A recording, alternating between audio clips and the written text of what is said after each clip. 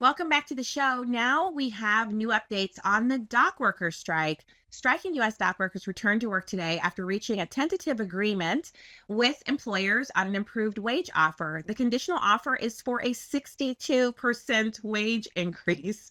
The offer is on the table for the next 90 days. If no deal is reached within that time frame, then the proposed wage hike will be pulled from the table. In a statement later, Biden applauded both sides. He said, for acting patriotically to reopen our ports and ensure the availability of critical supplies for Hurricane Helene, recovery, and rebuilding, Biden said that collective bargaining is, quote, critical to building a stronger economy from the middle out and the bottom up, close quote. The union's membership won't need to vote on the temporary suspension of the strike.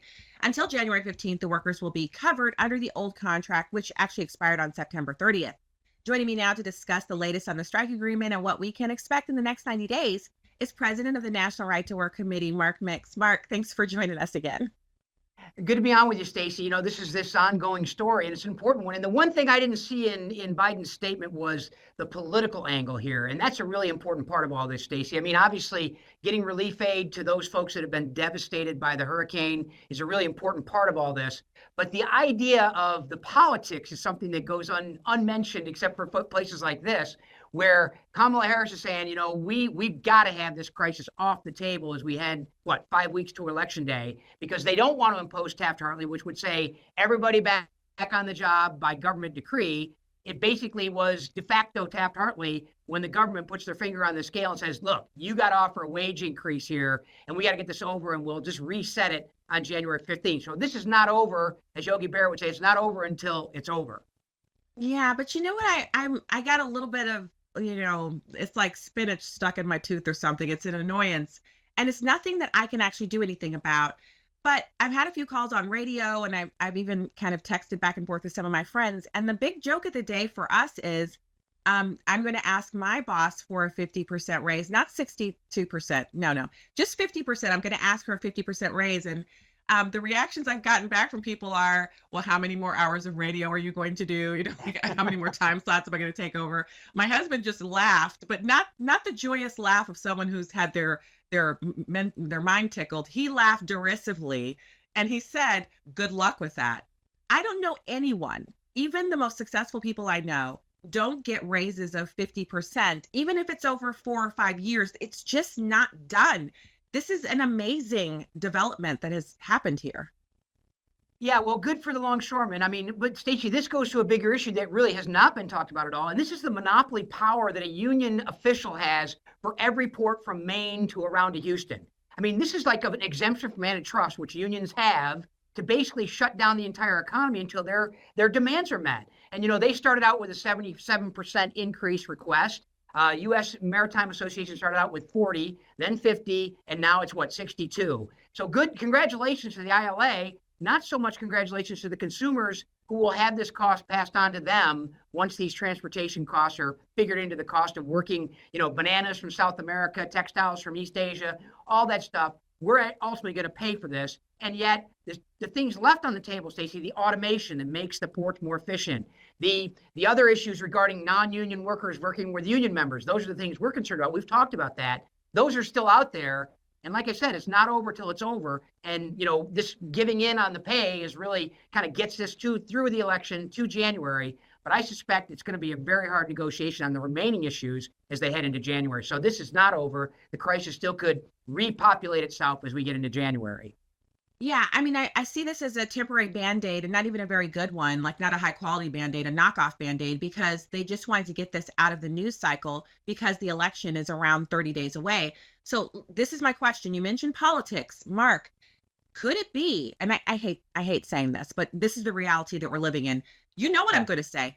Well, what in the world happens if they hadn't come to this agreement? You had Governor DeSantis announcing, I think it was yesterday or the day before, that he was sending in the National Guard to reopen the ports in Florida. So they were literally going to be replaced by National Guardsmen who are not trained longshoremen. I mean, it would have been such an embarrassment for them to be out picketing and have active duty service members doing their jobs.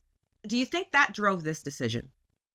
Well, I think that did. And that was real leadership on Governor DeSantis' part to talk about this in the terms that he did. The relief efforts for Florida, Georgia, North Carolina, those places have been devastated by this hurricane, but also just a leadership issue, on its own.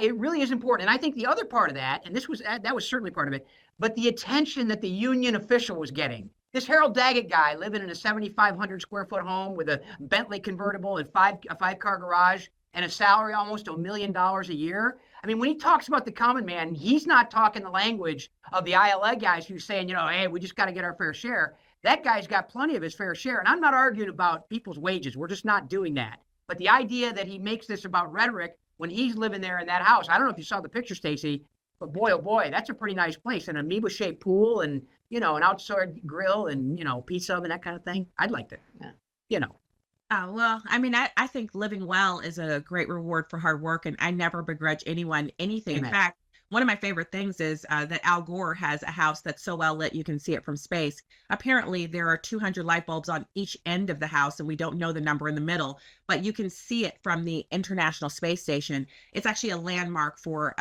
people who live in space. So I say that because Al Gore wants all of us to have fewer light bulbs, and I believe and at least 10 light bulbs per room. I believe in lamps, overhead lighting, recessed lighting. I believe in backlighting. And if I can afford to pay for it, which I can, I do. And so I think that's the American way. I don't begrudge that mob guy, his, fancy house and pool. What I do begrudge is his attitude. He really made the longshoremen look bad. And he hasn't apologized for that. In fact, I think he will now double down because he sees this as a victory. Yeah, indeed. When you use the rhetoric that you're going to cripple the economy and you got them by the throat and you have no idea how powerful we are and how we can shut down the entire economy, those are things that should horrify most people. It should horrify politicians that somehow this private organization has that much power over the East Coast. And we saw it on the West Coast, 2 years ago now? Same thing. Again, don't begrudge them. They have the ability to gather together to amplify their voice. They can do that. But when you think about the impact of it and the power they have, that's a derivative of government action, someone's got to take a look at this and question the antitrust. Why aren't they negotiating with each individual port? So each individual port can do their own thing. They can increase automation, increase efficiency, increase productivity. I mean, the World Bank does a port index on the amount of time that a vessel stays in port, coming in, hooks up the mooring lines, gets unloaded, and goes out. And there's not one American port that's in the top 50 in the world. In fact, the 2 largest ports, Los Angeles and Long Beach, are ranked like 373 and 378 out of 400 ports in the world. That's behind Bangladesh and Sri Lanka and those other ports because of this absolute opposition to any automation that the technology world offers us in just controlling basic logistics of moving things here and there. They reject all that. They reject any kind of automation, semi-automation, and that's not great for the consumer, that's for sure. And I get it. I mean, at one time, the people that were making horse and buggies had to give way to Henry Ford in 1918 to the Model T. I mean, or the Model A, excuse me. Model T came after, I think, if my alphabet's correct. But anyway, the point is technology advances. And while we don't need to rush into it unproven and put these people on the unemployment line, it's happening everywhere. And it has to happen at the ports as well. Well, I think the best thing would be to have each individual port have their own bargaining unit. They would not be connected, and that would be for the safety of the country, obviously, to make sure that we maintain sovereignty. The ports are actually strategic. They actually contribute to our military readiness as well. And then we would see the ports competing with each other as to who could be the fastest. You would see the numbers improve on those times. Mark Mix, I wasn't sure how this was going to end. I wasn't expecting to have a conversation with you again in the same week, but here you are. Thanks for coming back on.